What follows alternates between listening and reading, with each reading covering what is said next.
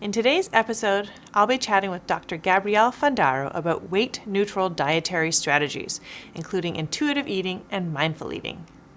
As a scientist and personal coach, Dr. Fundaro is uniquely positioned to share both scientific and practical insights for those on a journey to change their relationship with food.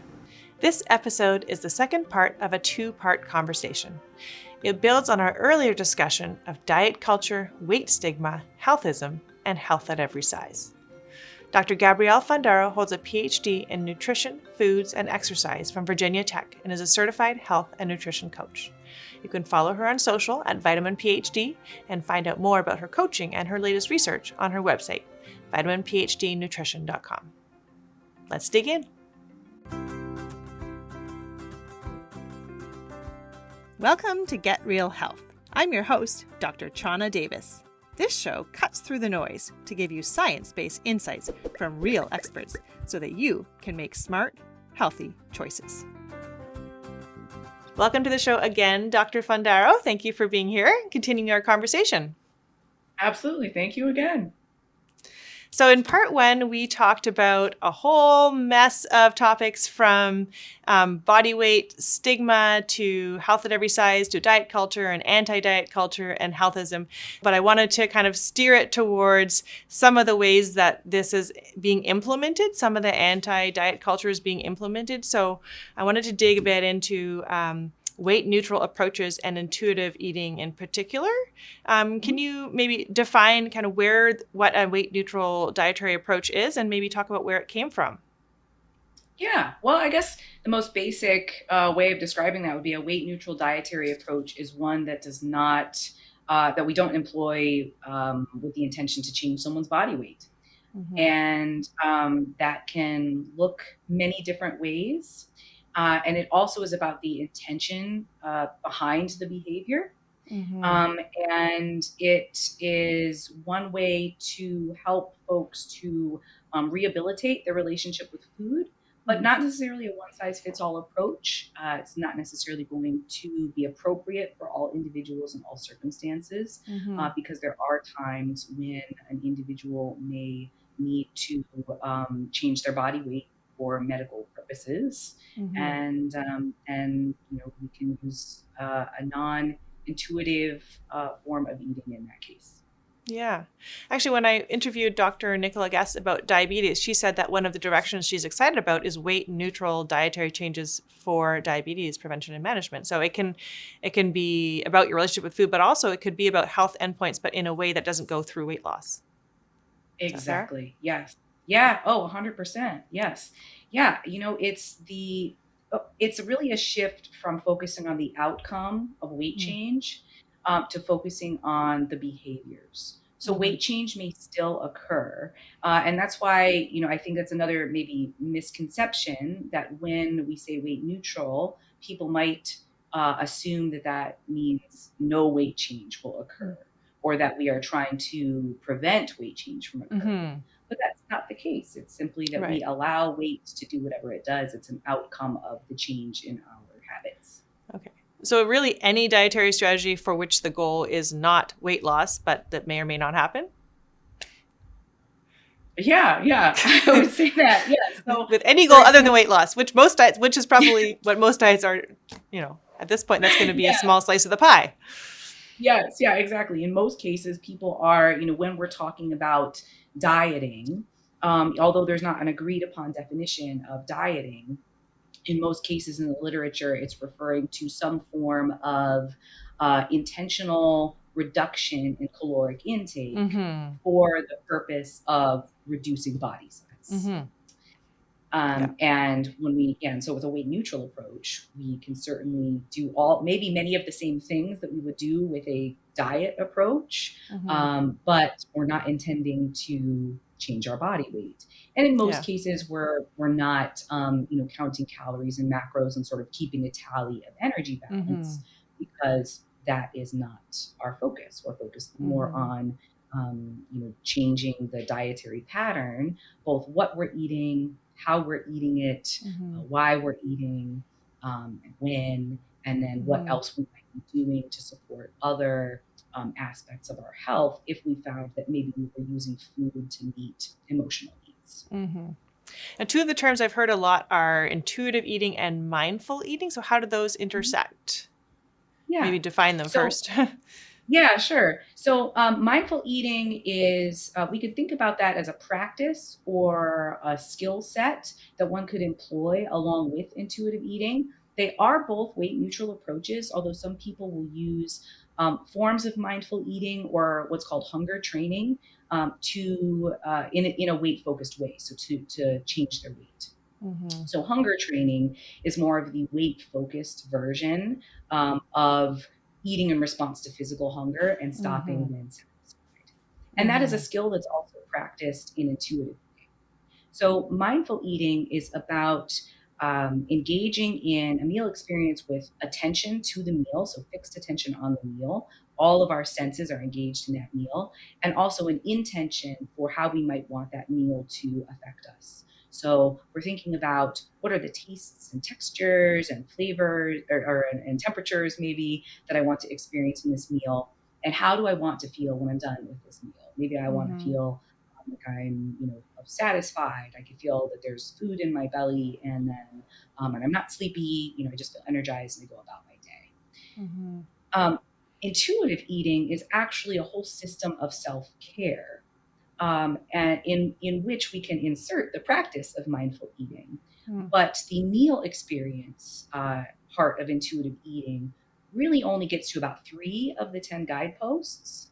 Mm-hmm. So the first steps of intuitive eating, because it is intended as an intervention to stop yo-yo dieting or the chronic dieting cycle, is actually about resisting or breaking free from diet culture. So the Okay. idea that there is a next best diet and that I have to lose weight, Mm-hmm. and challenging the food police that say certain foods are on or off limits, and moving to a place where we are responding to our hunger and our fullness signals with foods that we find very satisfying. So focusing on the satisfaction factor of the meal, but we're also moving our body in enjoyable ways. We're respecting our body. So our intention for what we're doing is to treat our body well and take care of it.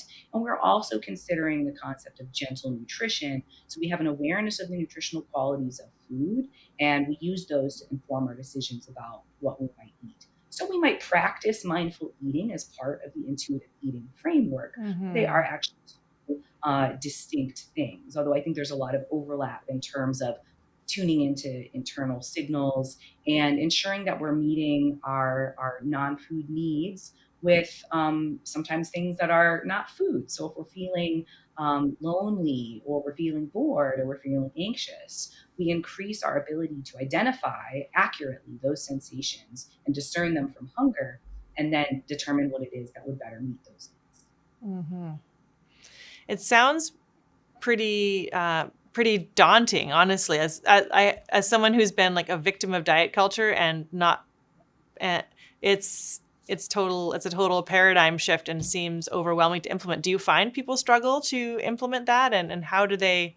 How do you break it down into baby steps? Because it's so many, it's so Yeah, much. yeah. Oh, absolutely.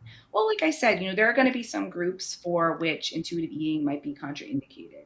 So, in individuals who are working through an eating disorder like anorexia nervosa, they may actually need to engage with mechanical eating. So, they're eating in a structured way because, again, there might be a need for weight gain. Or in individuals who are currently seeking treatment for another form of an eating disorder, that even though practices of intuitive eating can be helpful, it is recommended that they're still doing that with other forms of therapy. But in folks who are just in feeling like they're in the cycle of chronic dieting, and they are fed up with counting macros and have found that they are sort of feeling really restricted, and then they go through these phases where they feel like they're overeating and out of control, this can be really useful for them. But you're right that it is a large investment in terms of the time and thought and Mm-hmm. trust that's Yeah. required to go on that journey. Absolutely. So when I'm working with a client who wants to move away from tracking, I really just meet them where they are. And I ask, if they're interested in intuitive eating, I want to be transparent. I'm not an intuitive eating counselor or coach, but I can provide them with information about intuitive eating and say, these are the practices. This is intended to be a weight neutral approach. I don't say that intuitive eating is going to help them lose weight or do anything to their weight. I'm very clear about that. And ask them what they might feel comfortable with practicing. In most cases, by the time they've come to me, they've already rejected the diet mentality. They're like, I'm over this. I don't want to do another diet. I want to find a place of balance. And they have already started the process of challenging, there are good foods and bad foods. So at that point, they may want to practice identifying their hunger and their fullness cues, and establishing greater trust in themselves that they can actually sense those things. So I'm trying to find, what might be a helpful practice for them. Quite often, using mindful eating, at least a number of times, it's reasonable for a person. It's not going to happen at every meal. It might be the first bite of one meal. So if they've identified there's a specific meal that they kind of struggle with, it might be, can we practice mindful eating at the first bite of that meal? So those are what I usually find people are comfortable working with, is identifying their hunger and fullness signals, identifying the other reasons why they might want to eat. So they're looking for those patterns. And, usually when I'm driving home from work, I'm thinking that I want to have X, Y, and Z because I'm so stressed. How else might we be able to meet those other needs? Yeah. And then, even when it comes down to meal times, some thoughts about, okay, how hungry am I right now? What is the type of food that I'm really hungry for? And of course, that comes with challenging a lot of narratives, because a lot of people have a belief that if they eat one Reese's cup, they're going to eat all of the Reese's cups, an entire bag of Reese's cups. And so one of the ways to approach that is to open that bag of Reese's cups and you have it there and you eat as many Reese's cups as you want. And within a couple of days, you are really sick of Reese's cups. You don't want to eat them all in one sitting. But the caveat to that is it has to be a sincere, unconditional permission to eat, not I'm going to eat all these Reese's cups and then I'm going to restrict again, because that causes people to re-engage in that overeating and restriction. So it's kind of difficult to give, like, this is the practical application is, because like you said, there's some moving parts. But in most cases, I would say the words that come up for my clients quite a lot are being thoughtful and being discerning. So those are, if we can kind of approach our meal times, maybe with those intentions and those practices, that could be a helpful first step. Yeah. Well, the part when I heard you speak about this on the Ben Coomer podcast, was it? I really liked when the host said something like, you always hear people say, I'm going to intuitive eat a whole pizza. I'm going to, if I take the reins off, I'm going to go nuts. And I know that if I eat purely for sensory pleasure, I'm going to be a disaster. And then you sort of countered with the importance of trust. So can you share a little bit about your own personal experience and having to trust yourself in this process? Absolutely. Yeah. So I had the same beliefs, and I think that's a narrative that quite a few clients have. And what I think that it might come from even our beliefs about people in large bodies and about self-control, and that, the weight stigma and beliefs that we have affect everyone. So we even, those of us even in normative bodies, we have the beliefs that, if I let myself eat whatever I want, I'll eat, I'll never stop, and I'll eat all of this junk food. But there's kind of there's a main answer to that. And then there's my experience. The main answer to that is part of intuitive eating is the intention that you feel good after your meals. So in most cases, when people are only eating those types of foods for every meal and they're eating past the point of fullness, that's not really the practice of intuitive eating. That would be overeating and ignoring your body's cues and not paying attention to the satisfaction factor. Yeah. So I think that's I think that's just an important detail to point out. Yeah. Now, my journey with this was with peanut butter because I loved peanut butter, and I was the type of person who thought I couldn't have a bunch of foods in the house. I couldn't have cereal. I couldn't have rice. I couldn't have peanut butter. I couldn't have chocolate. There was just this long list of foods that I felt that if I had them in the house, I would eat them uncontrollably. And I didn't have the self-control to not eat those foods. So I would freeze my peanut butter. Sorry, And was this as you're setting the stage? Was this before or after you did some a physique competition? this was before, and then I went through therapy for eating loss, so eating disorder not otherwise specified. So I was in grad school, and was in a pretty balanced place. I wasn't counting macros and whatnot. I was doing trail running and jujitsu and just sort of having fun. And then it reemerged after the physique contest. So this freezing peanut butter was more specifically after the physique contest. And I attended, and I had, so at this point, I have been in a cycle of overeating, of binge eating, and then restricting. And I can't recall the timeline now, but it was probably about a year or so after the show that I was struggling with this. And I went to a seminar, and Nancy Clark, who's a prominent sports dietitian, she was speaking about athletes who were struggling with disordered eating patterns, and made mention of athletes eating, some of their kind of trigger foods at every meal. So if they have a food that they really love, they eat it every meal. And I thought, I think I'm going to try that with peanut butter. I'm going to let myself eat peanut butter at every meal. And I did that. And within a few days, I was like, I don't want to eat peanut butter at every meal anymore. But now I have the permission. I can eat peanut butter, as much peanut butter as I want anytime. And I realized that peanut butter was not as delicious as I originally had anticipated. Yeah. And then I was able to do that with chocolate, with ice cream, with cereal. And now there's just an abundance of whatever snack foods in the pantry. And I don't know, I just don't care. They're there. I don't know if anyone has heard of crumble cookies, but they make these massive cookies. And every week we get a whole box of them, and I'll have a quarter of a cookie or whatever, however much I want. And then I'm I'll just come back for the rest later if I want it. Because, after the first time I got them and I ate a whole cookie and I was like, oh, I don't feel good. Guess what? I can eat less of the cookie and enjoy it and still feel good and then come back for it later. Yeah. So, but yeah, you have to it's that trust fall of okay, I'm going to go ahead and let myself eat peanut butter every meal. I'm I don't know what is going to happen to my body size, but right now I'm prioritizing my mental health and my relationship with food over the body weight, because I can't, I just got to this point where I can't exist in this self-imposed food prison where I can't be around cereal or peanut butter. I'm thinking about the rest of my life. Do I want to live like this for another, however many 70 years? Nope. And so that was the trade-off. Yeah. I made. I have to. It's funny that you said peanut butter, because there's a plant-based bodybuilder that I follow, and she mentioned that she also has a weakness, as she put it, for peanut butter, and her strategy is to only keep fresh peanuts, so she has to grind it if she ever wants any. So there's a bit of a access barrier to make herself not just dig in and devour. Yeah. But I don't know that she's ever tried to see what happened if she did give herself free access.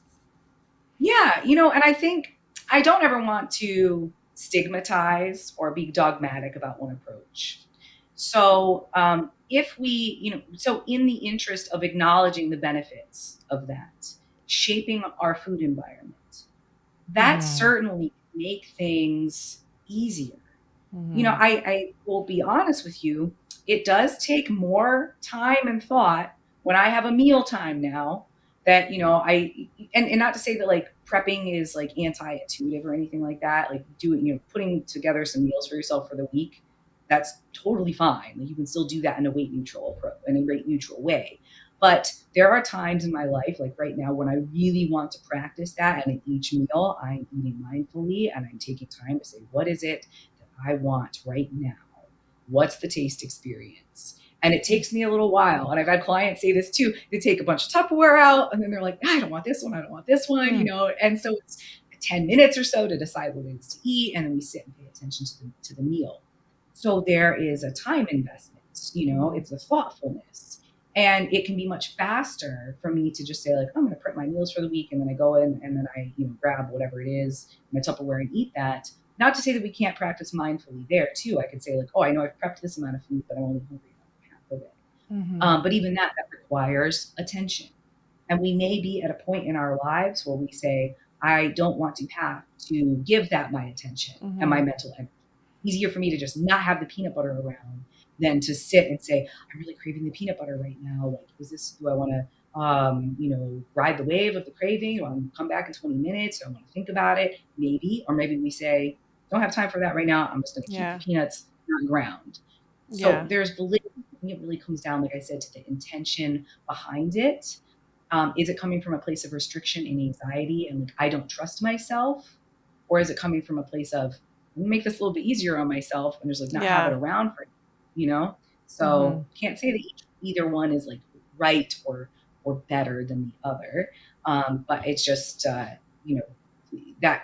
could be that a person feels like they don't have trust in themselves. Maybe it would be useful for them to experiment with it. Do you find it's particularly more challenging for people in families where it's not just about what you want for yourself, but you're thinking about you're serving food that other people want, which may be a trigger for you and all this stuff? Like, have you had to deal with that with clients? Oh yeah. So there's two perspectives on this. One is the perspective of, can we practice intuitive eating in a tempting food environment? We have abundant, palatable foods everywhere.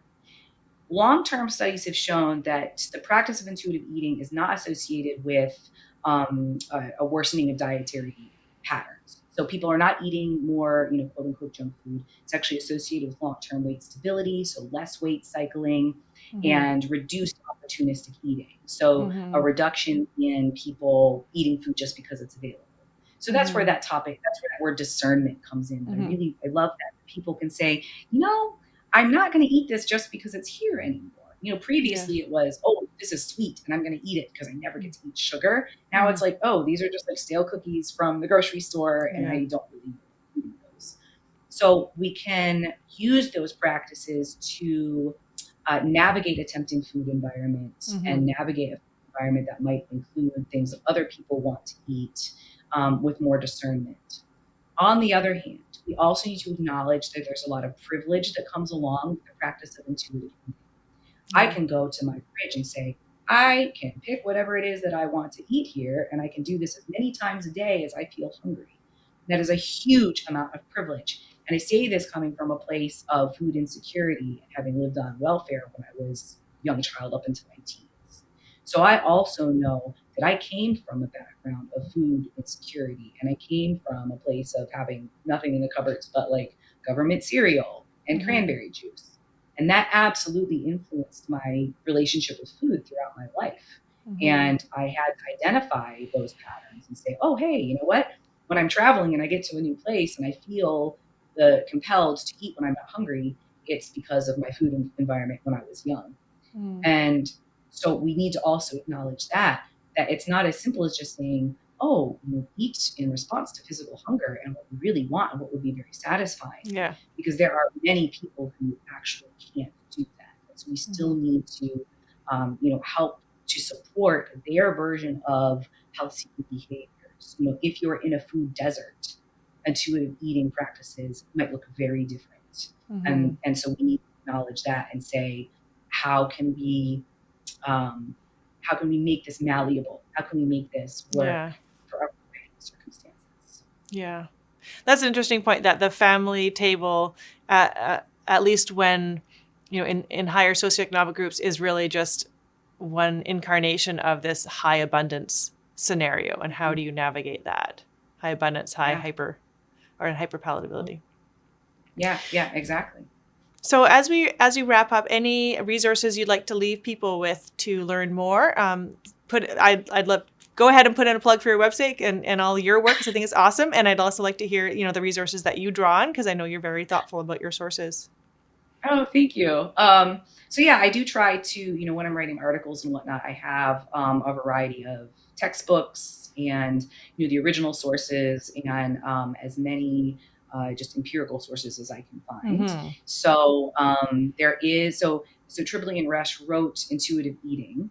They actually just re-released an updated version this past year. And so they have kind of reorganized the order of the guideposts. And I think that they've also added aspects on intuitive eating for children. So that's where I would recommend people look if they want to find out, what intuitive eating actually is.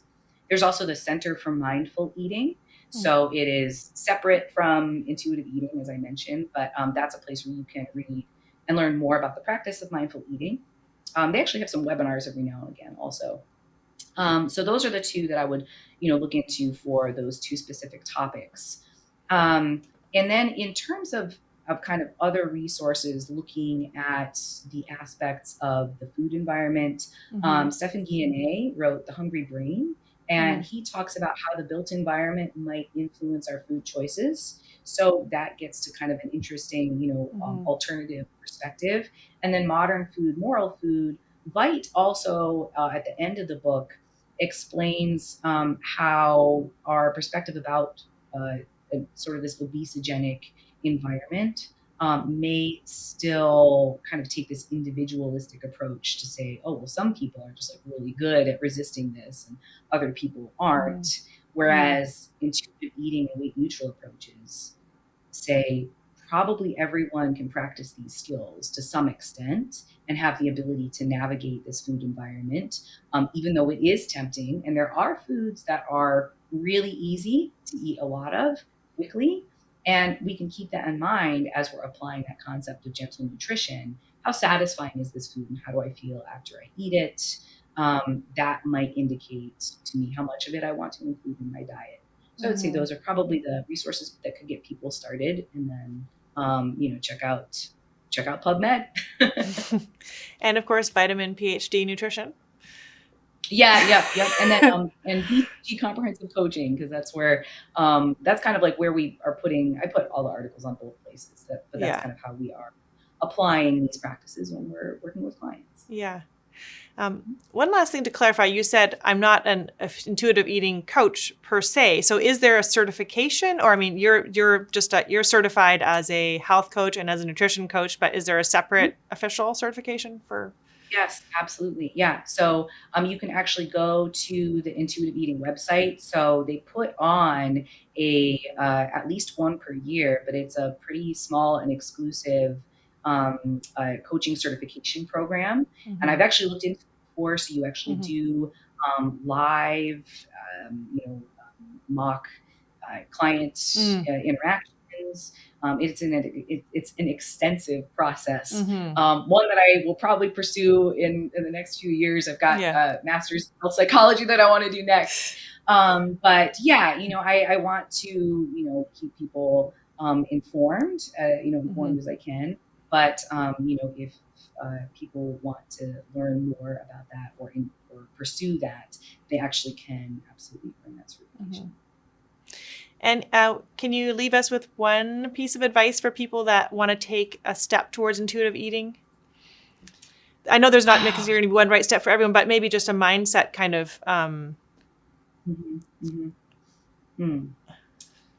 think that the most helpful thing that I've gleaned from a client thus far and very recently was that they had to identify their personal narratives and challenge them.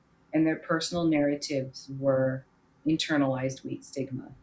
So if you have a belief about yourself that you are out of control or that you can't be trusted around food, maybe just examine where that belief came from. And if you can remember a time in your life when you did eat an amount of food that tasted good and was satisfying, and you stopped when you felt like you'd had enough, because that's some evidence that maybe those beliefs wouldn't hold up. Well, thank you. It's been a pleasure chatting with you. I look forward to following your work. Oh, thank you.